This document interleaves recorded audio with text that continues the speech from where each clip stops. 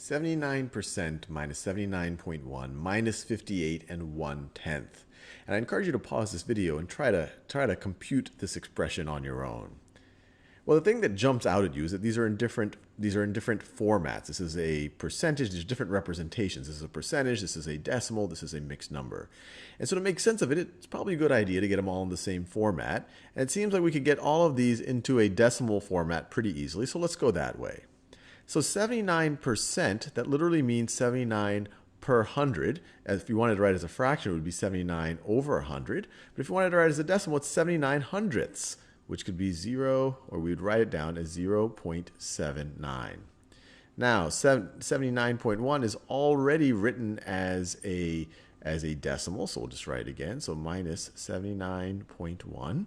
And then 58 and 1/10. Well, 1/10 is the same thing as 0.1, so you could view this as 58, well, and literally as 1/10. So it's minus 58 and 1/10, or you could view this as 58.1. So now they're all in the same format. Let's actually do the computation.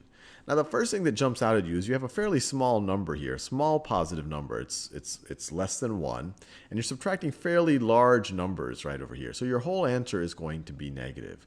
And to make sense of this a little bit, what I'm going to do is I'm going to factor out a negative sign, and that'll make the computation, or at least in my brain, it's going to make it a little bit easier. So if we factor out a negative sign, this becomes, so we're going to factor it out. Actually, let me just do it this way. So we could, if we factor out a negative sign, then this would become negative, this would be positive, and this would be positive. And just to verify this, imagine this distributing this negative sign, or if this was a -1. -1 times this is positive, -1 times this is negative, -1 times this is negative. So these two expressions are the exact same thing. And the reason why I did that is now we'll do the more natural thing of we will add these two numbers. We'll get a positive number, a larger positive number than what we're going to subtract from it right over here. So we could kind of use our traditional methods, and we can't forget about this negative out here. So let's first do that. Let's add 79.1 plus 58.1. So 79.1 plus 58.1. So a tenth plus a tenth is 2/10. 9 plus 8 is 17, so that's 7 ones and 1/10. So 1/10 plus 7 tens is going to get us to 8 tens, plus 5 tens gets us to 13 tens, or 130. So we have 137.2 is this part right over here. So 100, let me write this down. So we have 137.2, and then from that we can, adding a negative 0.79 is the equivalent of subtracting 0.79. So let's do that. Let's subtract 0.79, making a point to align our decimal points so that we're subtracting the right place from the right place. And now let's do our subtraction. So right now we're subtracting 9 from nothing. We could write a 0 right over here, but we still face an issue in the hundredths place.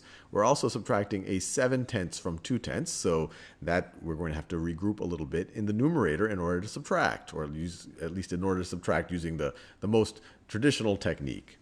So let's take a tenth from the 2, so it's only 1/10 now, and give it to the hundredths. So 1/10 is 10 hundredths.